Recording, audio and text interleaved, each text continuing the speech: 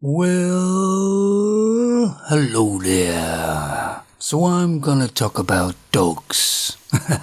Not those variety, although there is a lot around now. No, I'm talking about the four-legged ones. Now, personally, I think they're great. Well, depending upon the owner, that is, of course. But you know, when I was a young man, I always had a dog in Canada. You know, it wasn't a purebred or nothing. It was one of those Heinz 57, but mostly Labrador in it. I always picked a dog that had mostly Labrador, because they were a great dog with great temperament. And they made a good damn friend, especially for a boy. And the forest, we used to go hunting and fishing. In fact, everything I did, the dog was there. And most dogs where I was around, like a small town and that, most dogs were working dogs. They were either hunting dogs or something. There's a reason for somebody to have one. They weren't just for damn show. Not like today's world we live in, at least. Especially where I am here in the UK. Now, I would never own a dog in the UK unless I was maybe up north or lived on a farm somewhere. Because it would be too much work for me. Plus, it's just not fair on the dog, I don't think. But the dogs that are around my area in the UK are all kind of designer dogs. They're all purebreds and cost a fortune. And I think there's more dogs than people in my area around here. Why do we have dogs? Well, it all started thousands of years ago with man. Man realized what a good hunting team they could make with a dog. But the femons have got hold of the idea and now they have designer dogs. Bit like a handbag they have. And that's why they take their expensive dogs for walks, so they can show it off to people.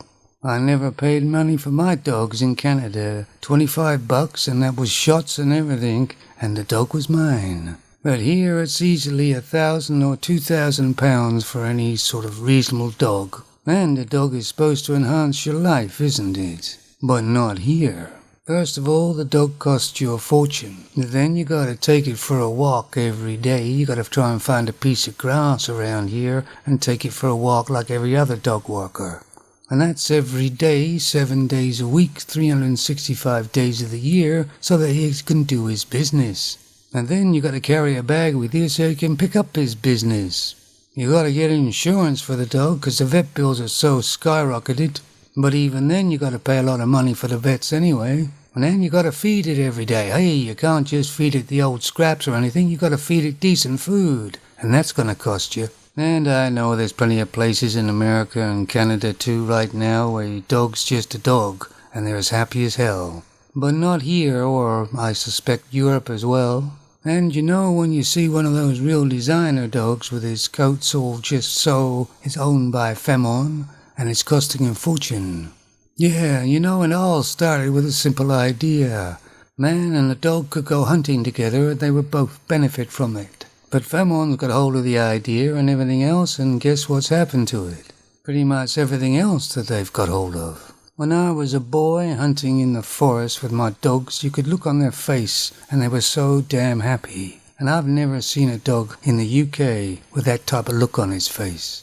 And as it's the time of year, I wonder if there's any children going to get a golden puppy or something for Christmas. And a lot of femons will buy presents for the dogs that they have as well, because they think they're their children. The dog is a hunter and a pack animal, like the wolf. So I'd like you to tell me what your experiences are with dogs, and good or bad.